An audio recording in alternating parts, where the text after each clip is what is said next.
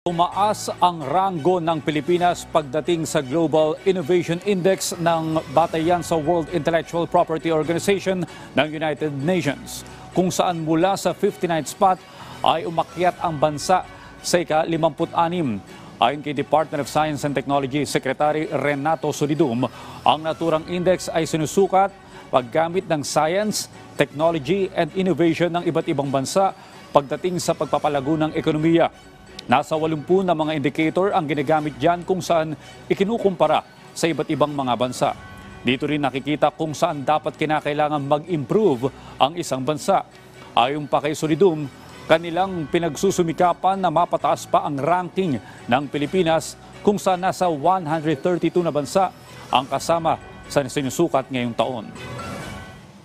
Kung titingnan natin ang ating bansa nga, ay mataas ang ranko doon sa tinatawag nating knowledge and innovation input.